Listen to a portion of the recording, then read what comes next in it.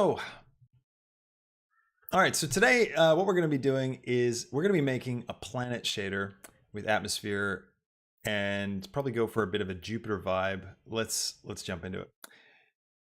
All right. So what we're going to do is I'll start off with creating a UV sphere, and let's see. I'm going to right click on it and shade smooth. This is going to be our planet. Now we can see the edges of this thing, so I'm going to just throw down a subdivision surface just to super smooth it. And go ahead and set up our camera so we can have a nice view. Lock my camera to view. Pull out. Get a nice. We go. We'll look at it. Actually, I'm guessing something like this is going to look best for our actual shot. So I'll just leave it like that for now, and then we'll look at the whole thing when we jump out. So let's go ahead and switch over to making our widescreen. Make it cinematic. And I'll pop out of my camera view, and I'll also turn on my passport too.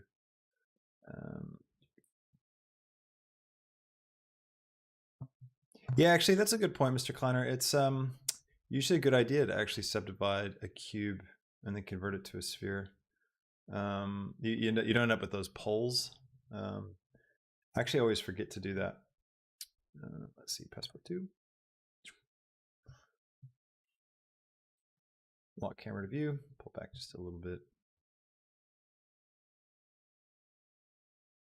All right. Now, in order to make a planet shader. All right. Now, what we could do with this is, do we want to go, so let's see, you guys were saying like kind of a Jupiter thing, right? Or Saturn maybe with rings. Because there's kind of two avenues, right? We've got one avenue, we end up with continents and land masses and water and stuff. And the other one is going to go gas giant and have swirly stuff. They're both interesting. Both can get some really cool effects. I might go gas giant because I feel like I don't see a lot of that in terms of tutorials. So it might be fun to have a bit of a gas giant look. So a quick look at what Ruben's saying.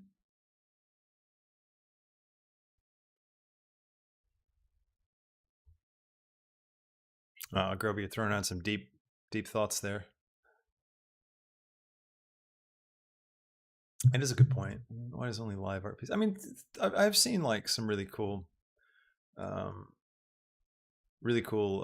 art pieces, like 3D art in museums. Like I saw, gosh, I've seen all kinds of weird stuff, and it's like that copy of Dwarf Fortress that's in that art museum in New York. I guess that's a live art piece, though. Anybody played Dwarf Fortress? That game rocks. Steep learning curve, but man, when you get into it. What's Mr. Kleiner saying? Shortcut to, oh yeah, Control-Alt-Shift-S. Yeah, the 2-sphere. I've done that. I do the F3 search for 2-sphere. Let's actually just have a quick look at that, because I am curious. I never do it. Subdivision surface. Turn it right up. Apply. All. F3. Sphere. Drag it out. Shade smooth. Yeah. That's how you get a nice sphere. I mean, you do get these little poles here, but those aren't half as bad as the crazy poles that you get with these. So you can see already, you can see all that pulling that you get there. So yeah, let's do it that way. I'm actually going to do it again so I can explain it. So in order to get a better sphere shape for our planet, what we're going to do is Shift A, create a cube, and then we're going to add a subdivision surface modifier. And we're going to turn that up a couple of degrees there, maybe like 4, 5, maybe 3, 4. We'll go 4. And I'm just going to go right here and I'm going to select apply. And then I'm going to edit mode, make sure everything's selected. And then what I'm going to do is hit F3 and type in 2-sphere. There it is, already selected. And just drag out until it stops. And what it'll do is it'll move all the vertices out until it's a perfect sphere. And this will give us just a much better topography. I'm going to shade smooth than we would if we used a normal sphere. You get these little dimples here, but they're not as bad as the giant dimples that you get at the poles when you create a normal sphere. If I was to create a normal sphere, you could see, grab X, you've got these poles here at the top, and you can kind of make out, well, if you put a subdivision surface on it, you can really see it. But anyways, jump into our camera. I'm going to scale this up and get it nice and big. All right, let's get some shader action happening. All right, so we're going to be making a planet shader. We're going to go for like a Jupiter thing, and we're going to put some atmosphere on it. That's the plan. Let me get caught up on chat.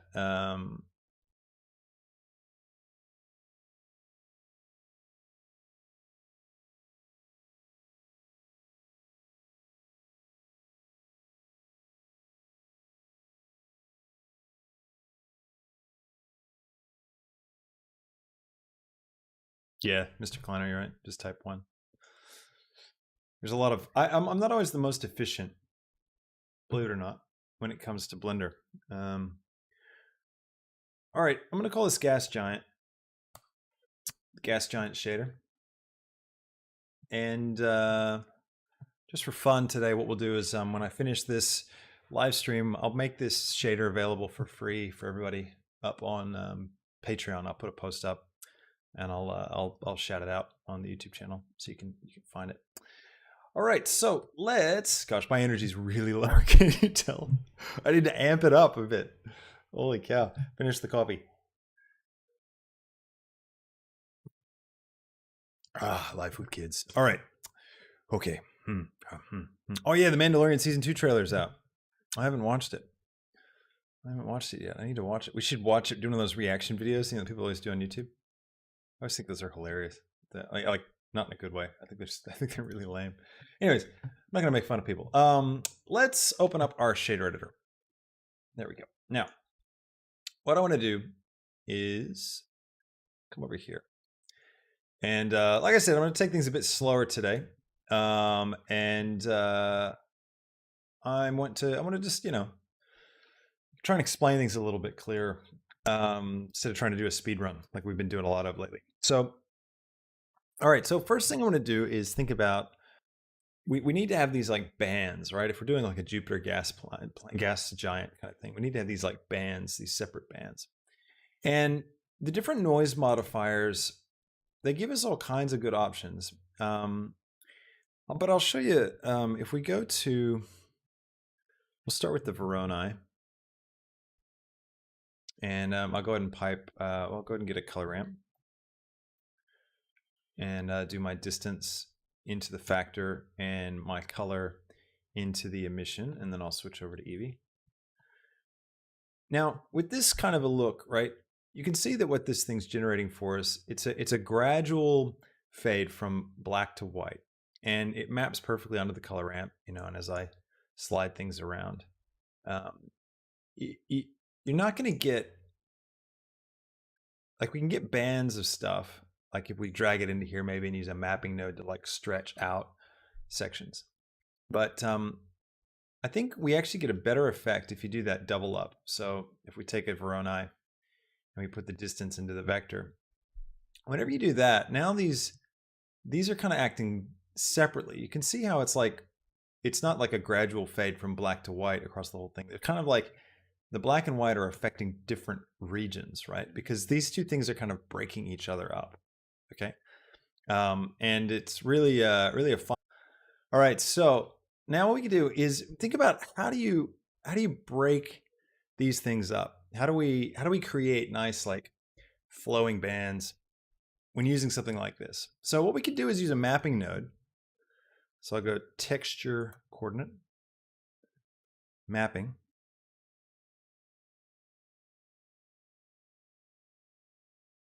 Yeah, actually on so Kefka 03, I do actually post these, but I post them, most of them they just go up on the Patreon. So it's one of the things that I've done to try and add value to the Patreon is that whenever I do a live stream, I take it down off YouTube and I just put it up there, and then I just save YouTube for the full cut down kind of nice tutorials. Now you can see we're getting some weird looking stuff, but I think we can do a lot better than this. Let's take, so this is a good use case, I guess, to introduce some noise into this as well. So let's grab a noise.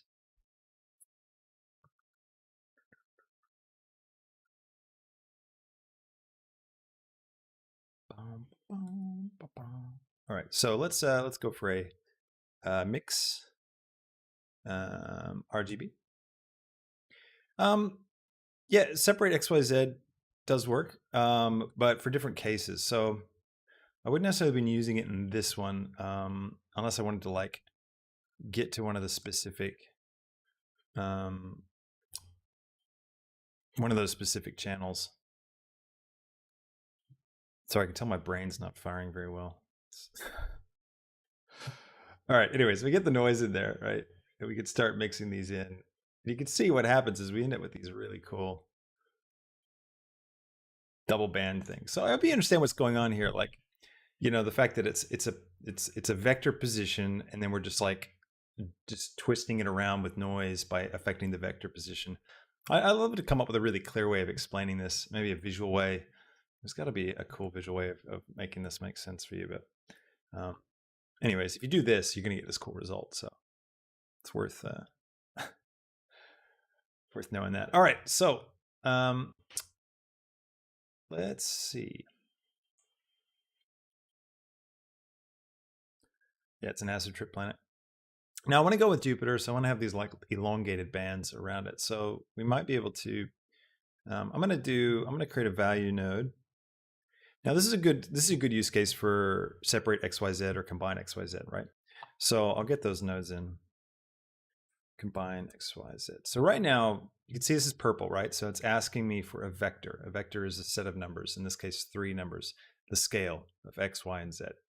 So each of these are 1. So I could just like type 1 here, and this is a gray node, right? So the gray nodes are just integers. They're just a single number, or floating point numbers, sorry, not integers. So I could bring that over to here, and basically what it's doing is it's putting 3 ones into the scale, right? So it takes a single number and it goes, oh, this is just one number. Well, I put the same number in all 3 quadrants.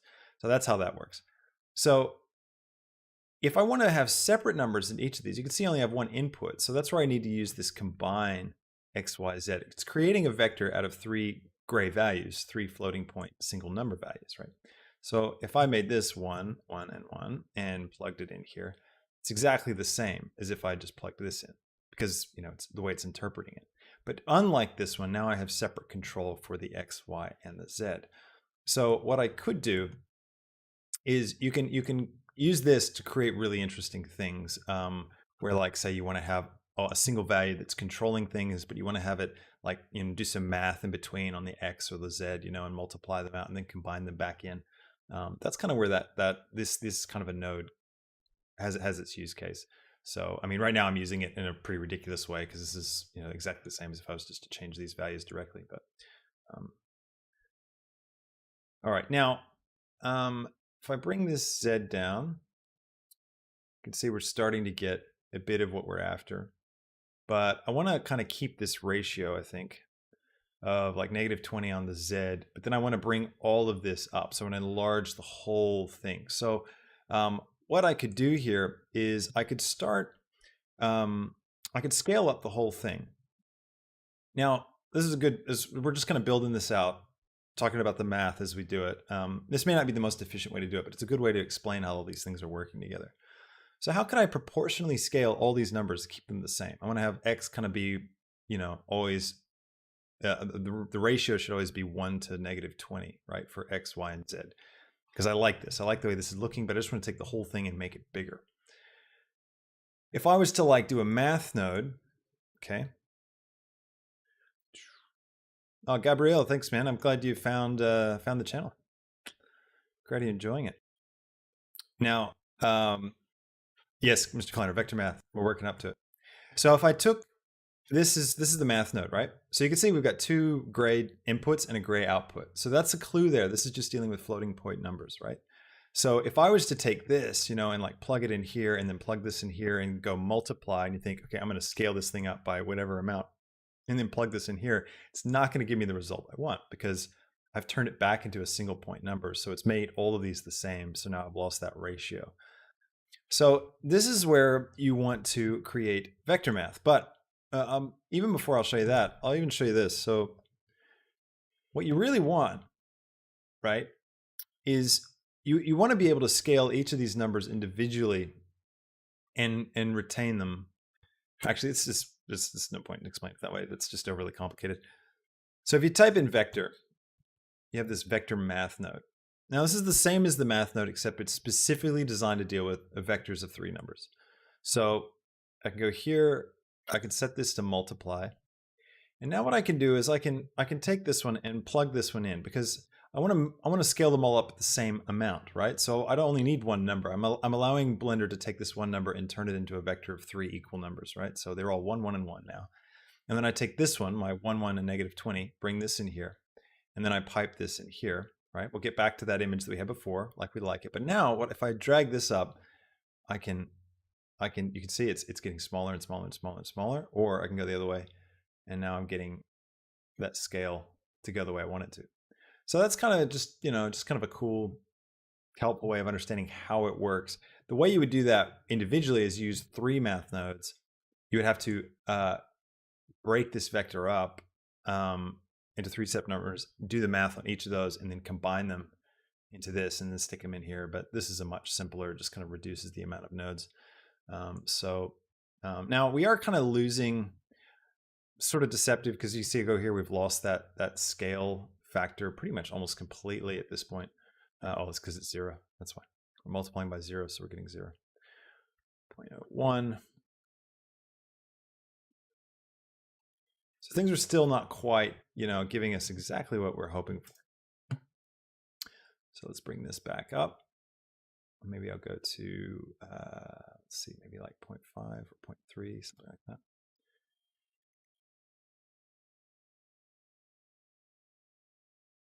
Now you can also see that we're getting sort of a different effect across the surface of this thing. But I'm not going to worry about that too much because I am going to get the effect I'm after with this. I think this is going to be looking pretty cool. Oh, that's probably actually, that's what we're seeing is this noise texture is independent of this system. It's not actually being controlled by this vector. So if I bring this in, it's going to look very different.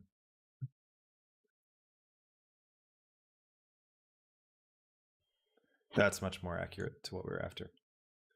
So that's kind of why that wasn't working. If I put this back to 1, and then we could probably even go up on this a little bit. All right, so now we got a nice gas giant kind of swirl thing going on. So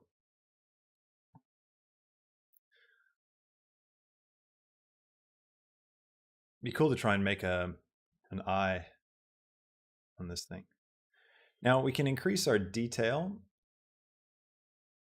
Detail on a noise node, really breaks it up a lot.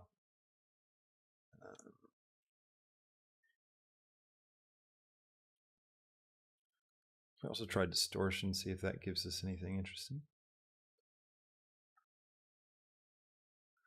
The big part of the process is just playing with the numbers, to be completely honest with you. I mean, I think sometimes it's a bit misleading in tutorials because it looks like the person knows exactly what they're doing.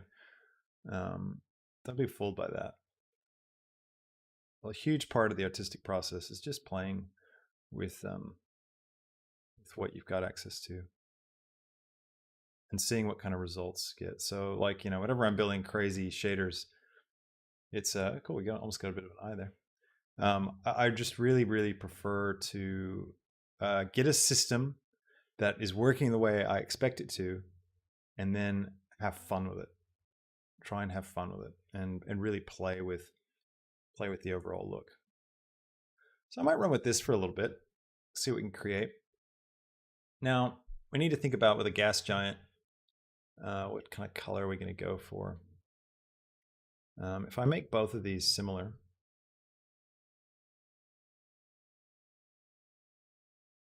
you can just color pick, so they're exactly the same. And then, let's see, I might even drag it out a bit. Flip these maybe. Now we won't pipe this through the emission at the end. We'll just still using the emission just to kind of set things up. Now, by using this double Voronoi thing again, we're getting the bands, remember? So what could be really cool is if you add in extra colors, because they're going to behave in ways that are really, really cool. So let me show you. So you can see here, if I change this to a crazy color, we're still getting these really nice, like, it's not going to just fade between these. You're getting like these actual distinct bands, which is pretty nice. So let's find another color, maybe a deeper orange.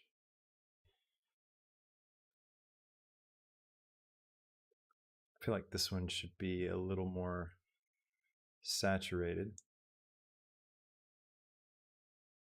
Like that. And then maybe one more up here at the top. Let's see where we can get with this one. Yeah, that's cool. Yeah, do you like the crazy blue? Hola, culture. ¿Cómo está? Good to see you. Thanks for popping in. You could actually look at a photo of Jupiter. That's probably a good idea. Just to kind of pick the colors that they use. They use. What am I talking about? Pick the colors they use. Let's pick the colors God used when he made Jupiter. All right. Yeah, so heaps more detail, right?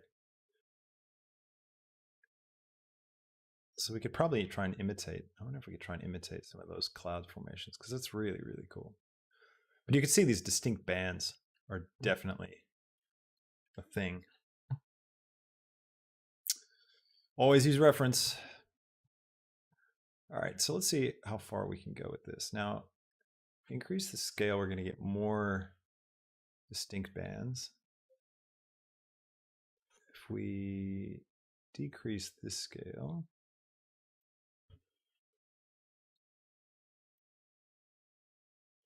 I think I do want the number of bands. I might try bringing up this number a bit more, and then trying to introduce a bit more noise, roughness, and detail. Detail is always a really powerful one for creating. Like you can see, that's already giving us some really interesting results.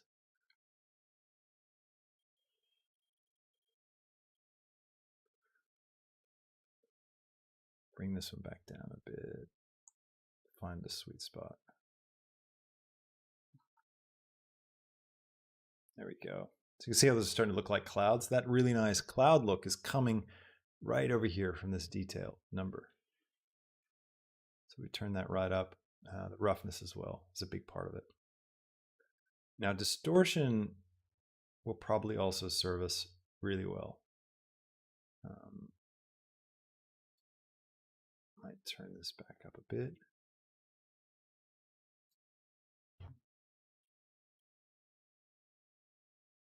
It's looking good.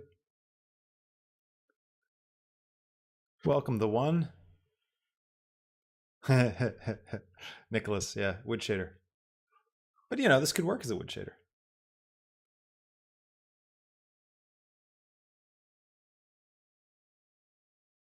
All right.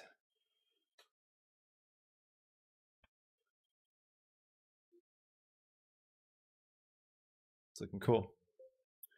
All right. Now, now I'm just guessing. I'm just literally guessing, just popping through different values to kind of see what we can get out of them.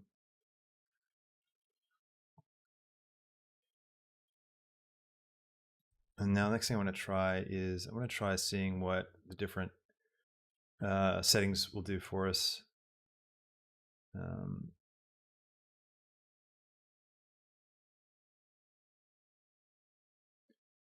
See what else we can get. Hope you guys having fun. Having more of a relaxed stream today. We've been doing so many speed runs lately that thought it'd be fun to have a bit of a chill stream. Is there a way of replacing color in a color ramp with a texture? Yes. Placing color in a color ramp with a texture. Or is it? Yeah, because you can use the you can put a texture in and use that to like drive the factor. So because like the luminance values would drive it, you know. So if you had like a black and white image, for example, and you plug it into this, it's the same as what these textures are doing. So if you took like a colored texture and you piped it into the factor, it would kind of ignore the color and it would just look at the luminance. I think Euclidean's gonna be the best for us. All these other ones are, I mean, not quite right. It's pretty cool though. Let's try spreading it out a little bit more.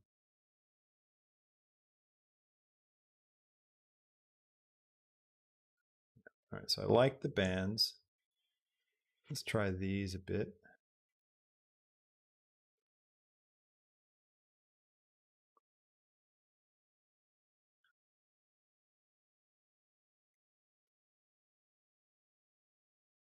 That's starting to look kind of cool too, isn't it?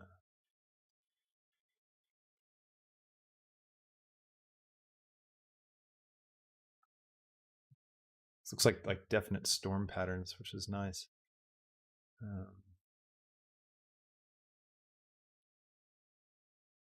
Now, when you're doing this double Voronoi setup, it's the scale of your second one that kind of determines the number of bands you get. You see, as I scale this up, we get more and more bands in our material.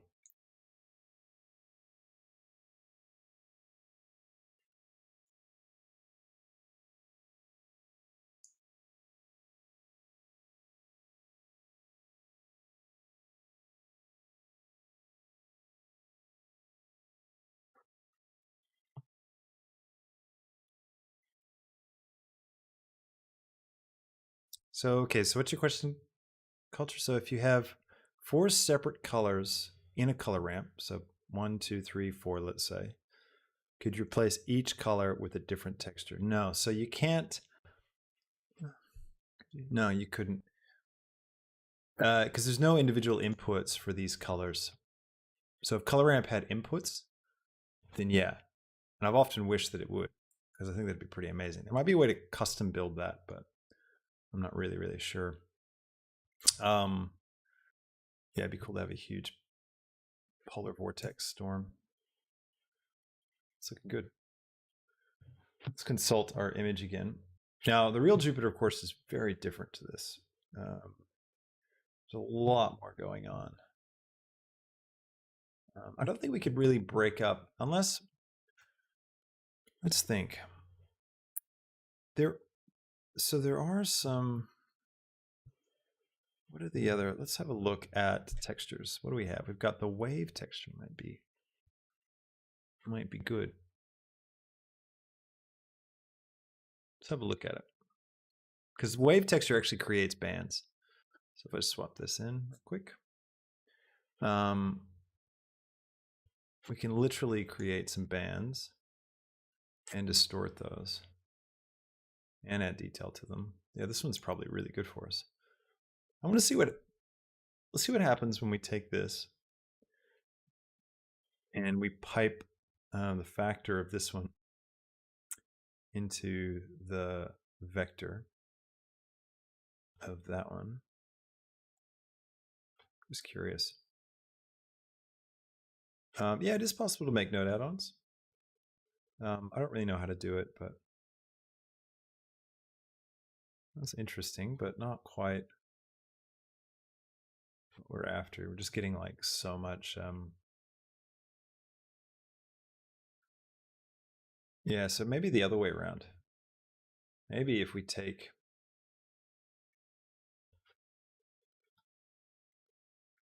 this, pipe that in, and then do that. See what that does. Yeah, no, it's just going to create bands within the bands there.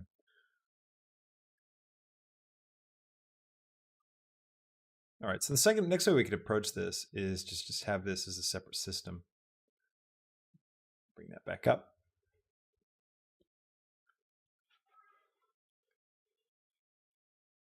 Oh yeah, the Control-Shift-Click again. Yeah, let's do that now so I don't.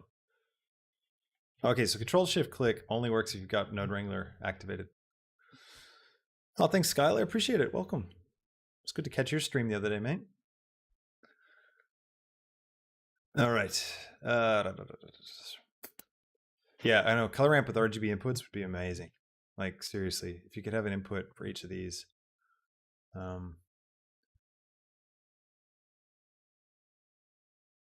Yeah. I actually tried to work it out the other day. Couldn't solve it. All right. It's pretty cool. What else could we do to this?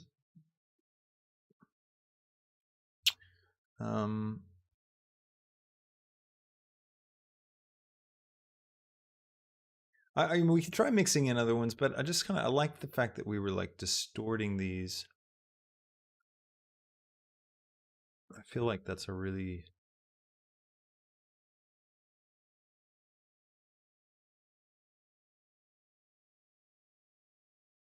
Oh, that's cool.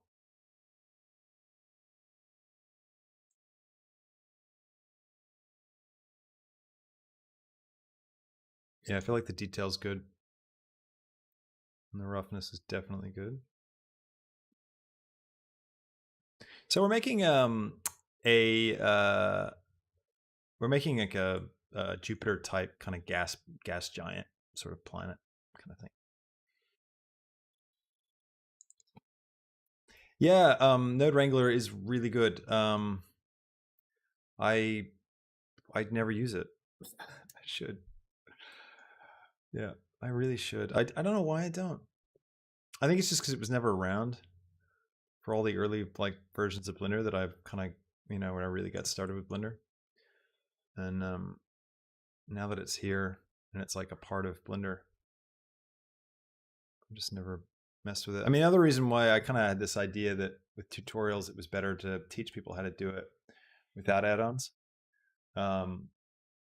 So that people understood how it was working under the hood before they moved on to something like that. But I mean, also I just never used it in my normal work. So it's kind of a cool gas giant looking thing. I still want to do more with it. Still want to get more action out of it. That's kind of nice.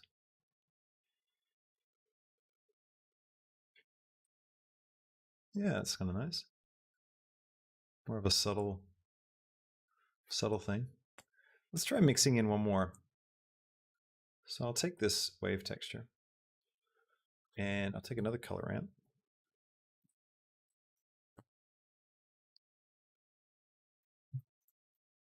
Throw that down. Node Wrangler takes away the fun of playing with nodes. Funny. Also yesterday I switched on subtitles for all of my tutorials on YouTube.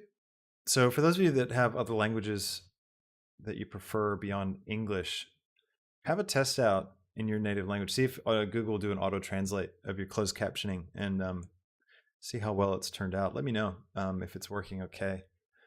I'd be keen to get that to work for everybody. Let's go mix RGB. Throw this down here. And oh, that's cool, Jerry Whisper. You finished your Death Star. Nice. All right, let's just try and multiply to start with. And I'm going to grab another texture. Oh, let's go mapping node. Throw that down here. Grab our generated coordinate. So I can rotate this. 90 degrees.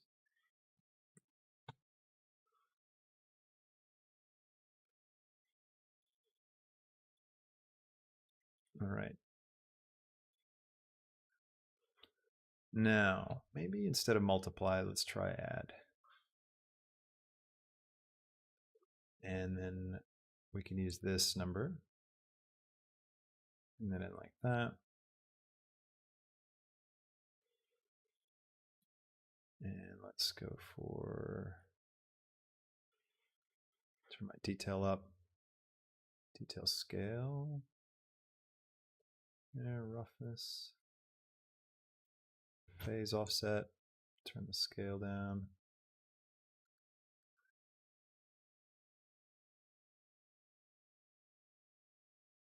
Factor down. I mean, it kind of just looks like it's just sitting on top. I don't really feel like it's all that great. We could take this, do the same kind of thing with it. Mix. Oh, thanks, Culture. Glad you like the Borg ship. I don't know, Gabriel. I don't know if or Gabriel. I don't know how if I'm pronouncing your name right. Let me know. If Portuguese can auto translate. I haven't actually looked up what are the auto translate languages that YouTube can handle. But give it a try. Let me know if it does. There we go. It's kind of cool. Gives us a little bit more.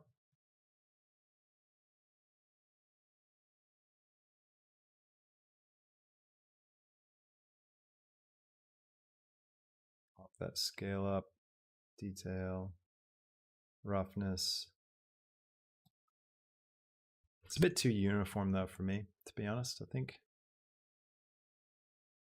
And then if we go out there too much with it, I mean, a secondary system like this can kind of look like a cloud system that sits on top, but I'm not really feeling it.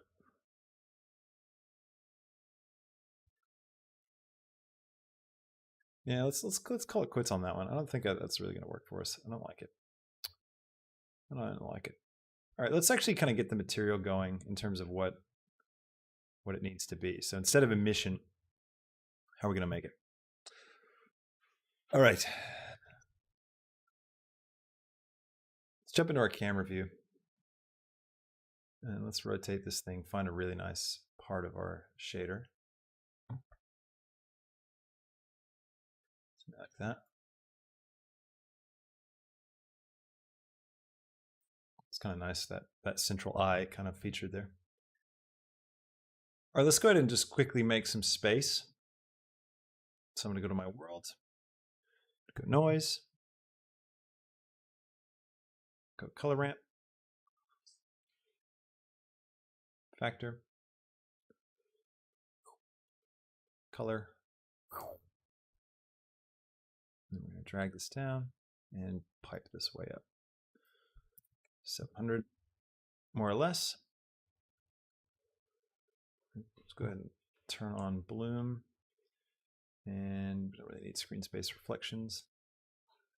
There we go. Now we're also going to need a bit of volume scatter. And I'll just do this as well. And color. Volume is going to make our scene disappear.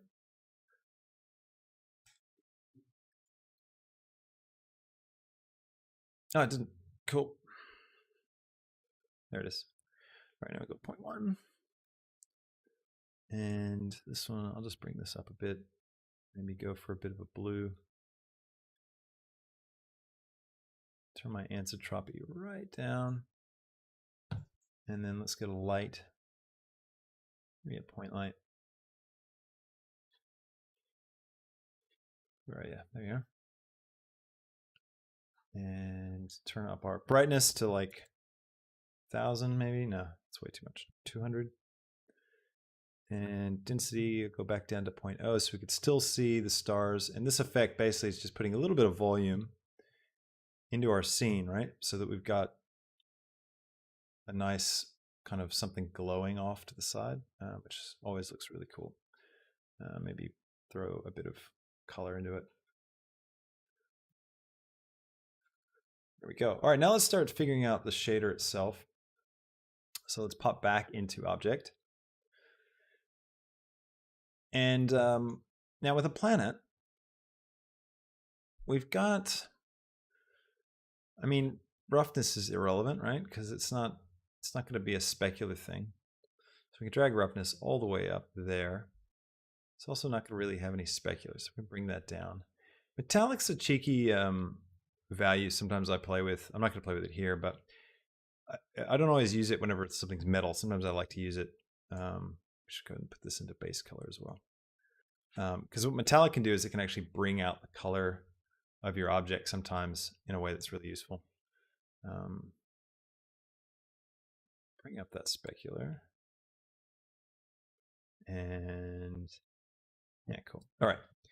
Now, next thing we need is a bit of atmosphere to really kind of begin to bring this thing to life. And we got to do a bit more, I think, to our colors to kind of help things pop. We might want to use a little bit of emission.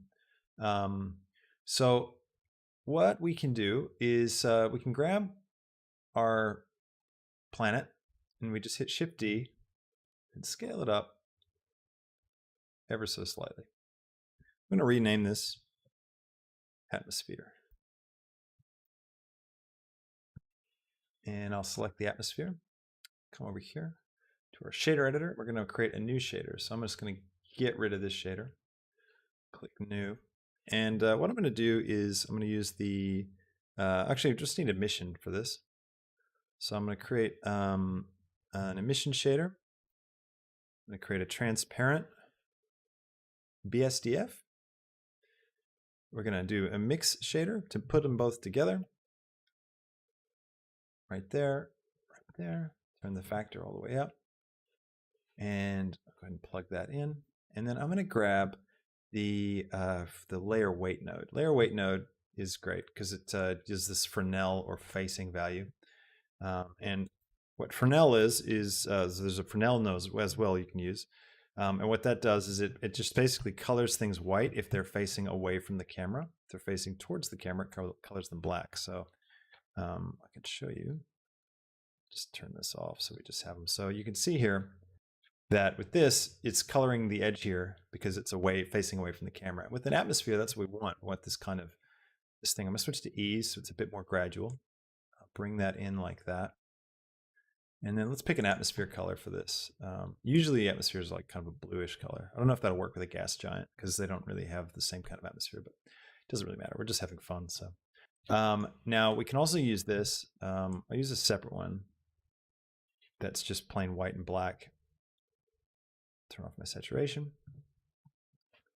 And I will plug this one into my transparency and turn this right up. And then I'll also come over here.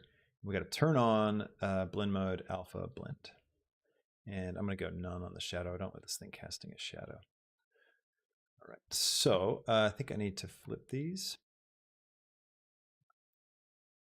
There we go. And I can turn the strength up on the emissions. Not quite working. What's going on?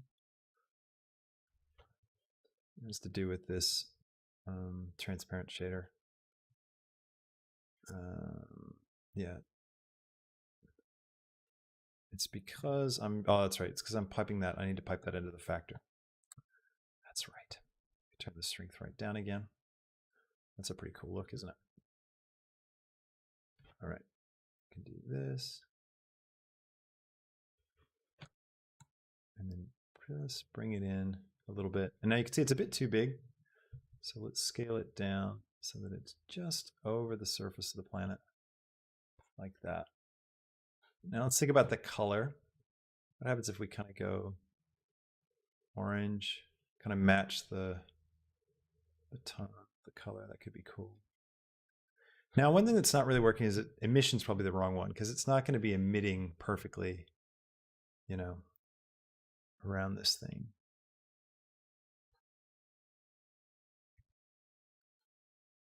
So let's actually try. Let's bring a principled BSDF.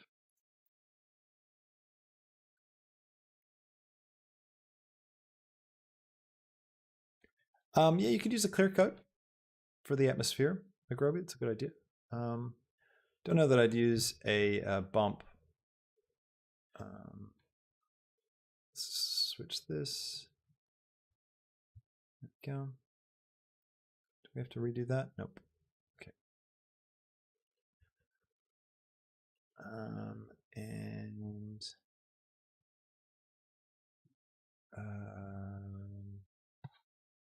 what have we done? Alpha is not quite. Oh, do I need to flip it for this?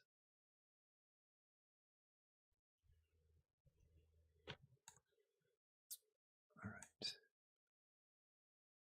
Now we're getting something weird up here. What is that? That's really cool. No idea. Let's try a texture coordinate node.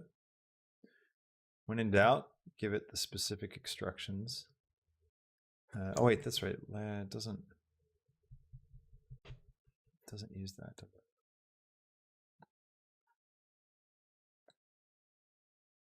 Let's see, what were you saying? Gabriel, is there a procedural way map from the surface to the origin? Kind of. Like, you can use the object output from your texture coordinate, and that'll give you the distance. It'll give you the actually like location of the object, which you can use, I think, to do that kind of an effect.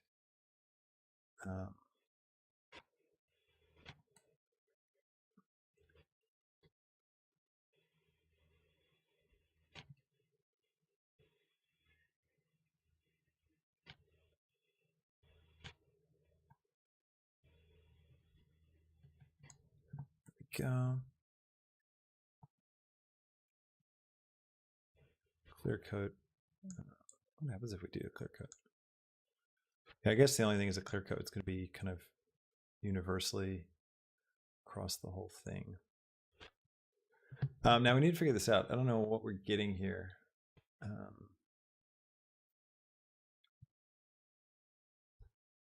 think this is just artifacts from our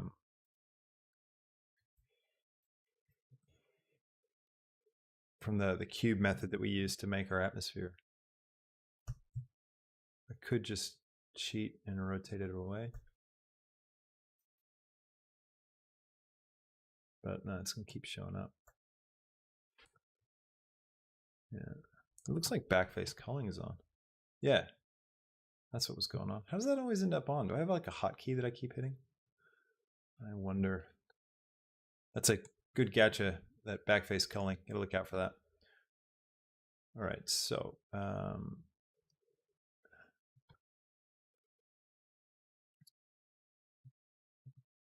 let's see, what does it look like when we have different types of atmosphere colors?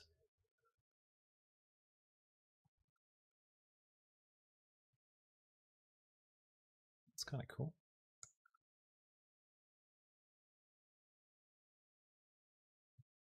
What happens if we pipe it into the emission?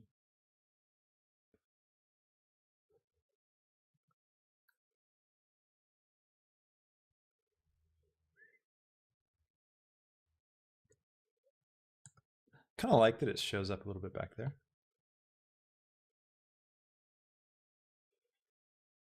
It's kind of nice going for like a red. What happens if we pipe our vibrance up a bit more?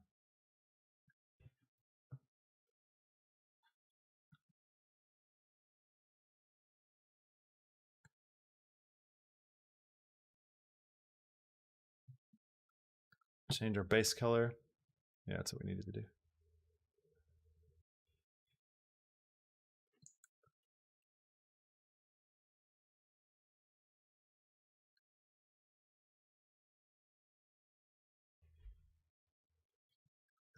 Now I kind of want to cut it off a little bit so it's not off on this side. So I think I will create a gradient texture node.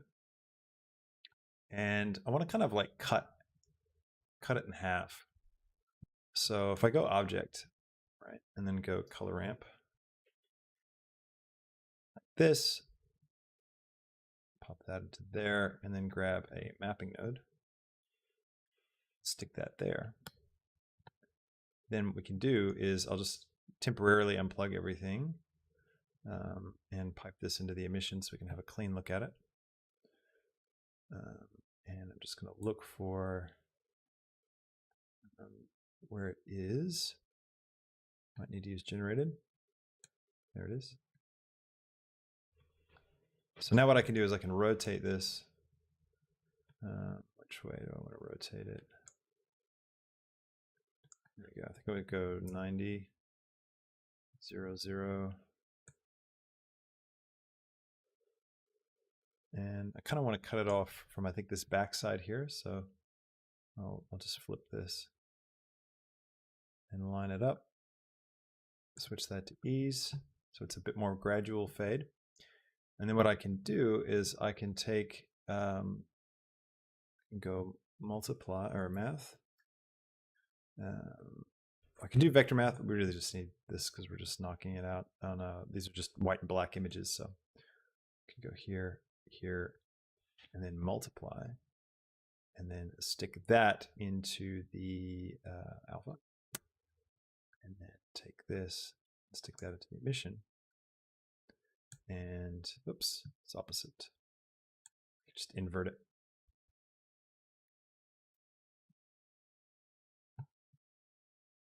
No, that didn't work.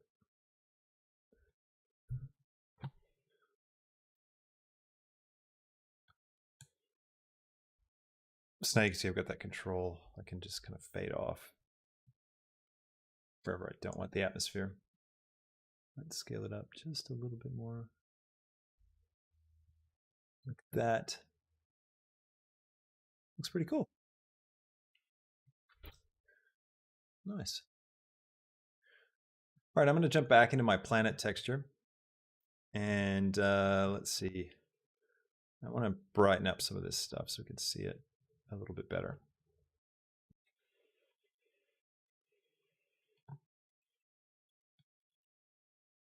See if we can get some of those in.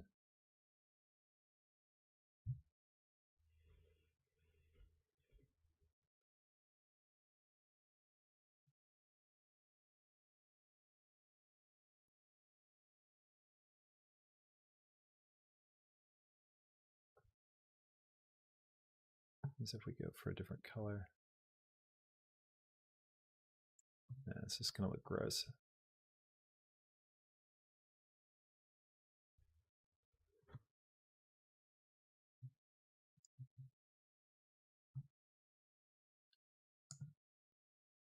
Yeah, it looks better darker. What do you think? This one here.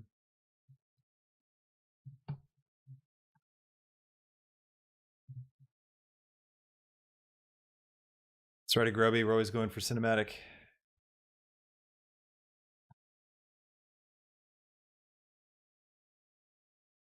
Oh, thanks, Stefanik. That's really nice of you. I hope so too. It's a lot of work, but it's very rewarding. So yeah, contrast is nice. It's pretty important, I think, that contrast. I might back this off a bit. Just see.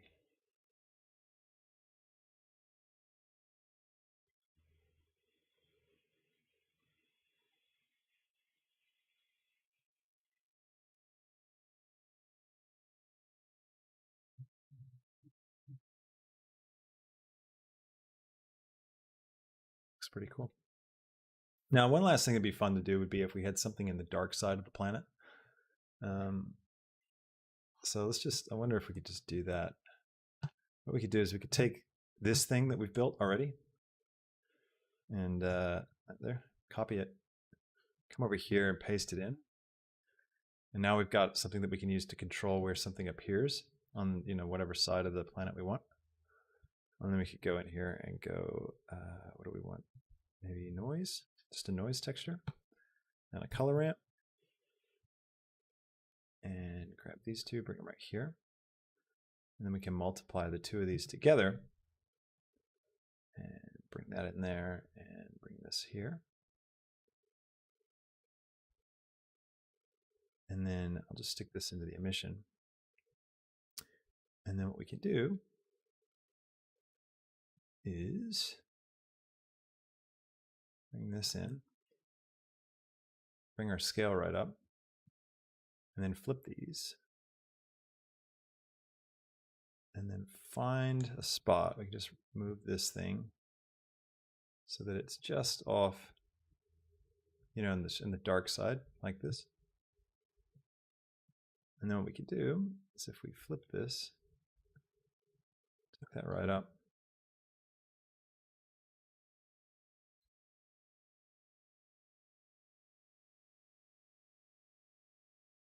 Increase our detail, increase our roughness, and maybe the distortion on this. Pull that back. And then take this, and then we can like make it like a bluish color, something to contrast that nice yellow that we have. And then if we take our vibrancy and smack it up to like 5 or something. And then let's just find a good look. What we'll do is we'll cut some of these away. I really want to get some bloom going.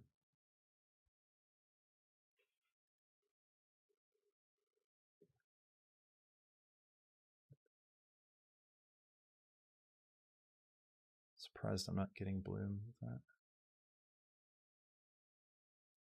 It'd be even cooler. Oh, this would be really cool. What if we did a double Voronoi like this?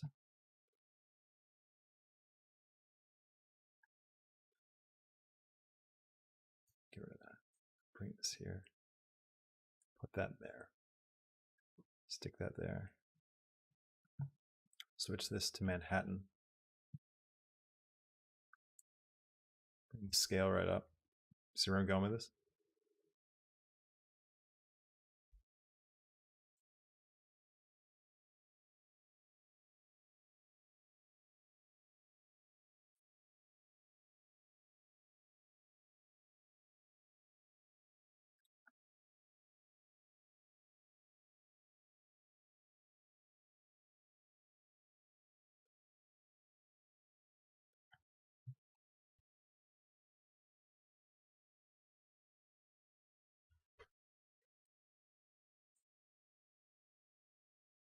Quite the look I was hoping to get.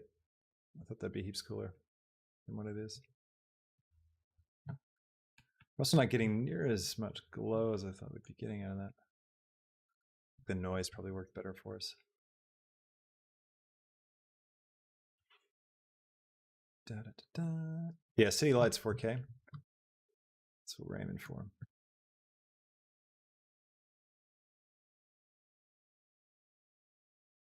Or just storms, you know.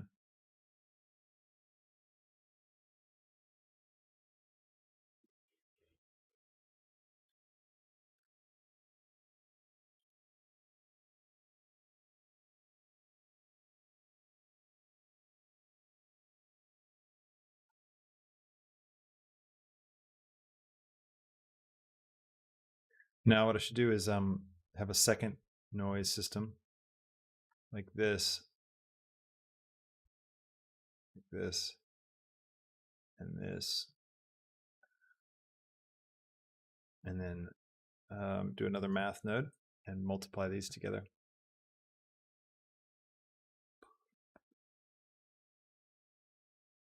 There we go.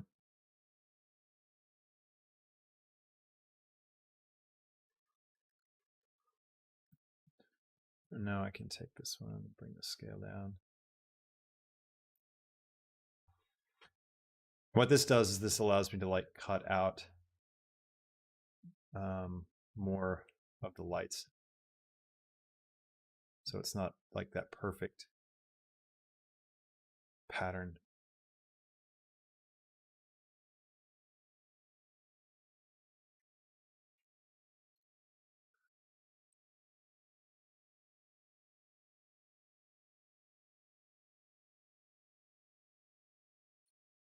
That's kind of cool.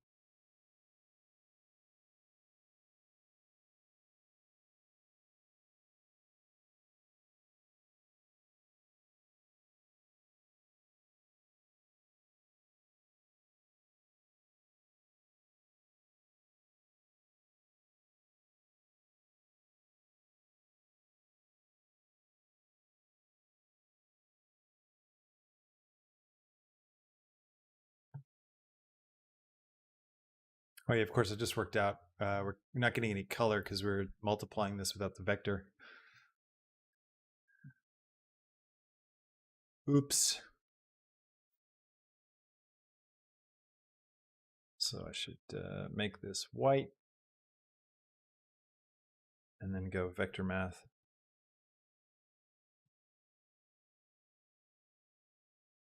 Bring that one into there, this one into here. Duplicate that, multiply.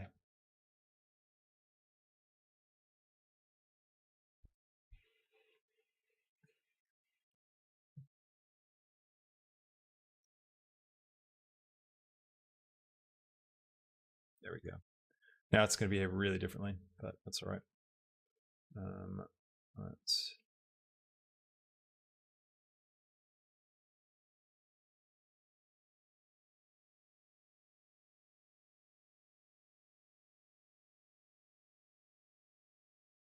multiply. That's what we needed to do.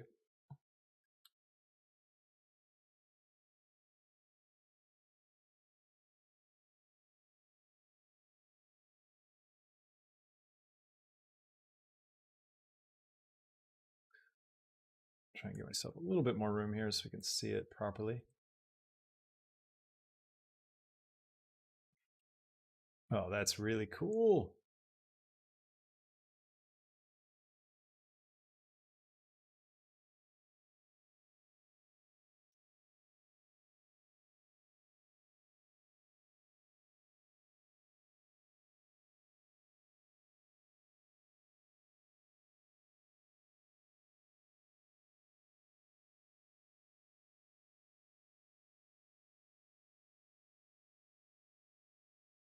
Nice. Check that out.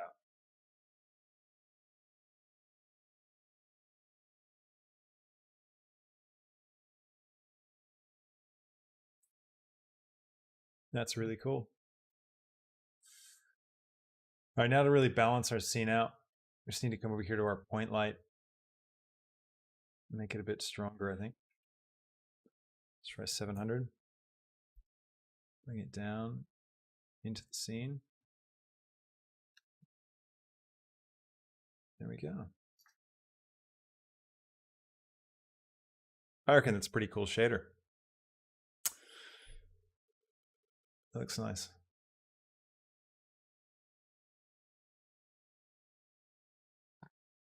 Save it at the end now that we're done.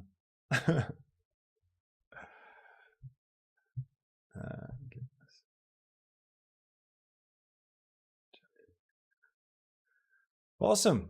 Well, I hope that was fun for everybody. That was a lot of fun for me.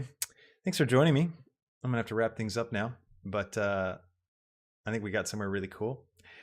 So I'm gonna save this project file and I'm gonna put this out on, I'll put it on the Patreon and I'll put it up for free just for everyone to download. So if you want to check that out, I'll give you the link here. Patreon.com/cbaileyfilm. There we go. Will be there. All right.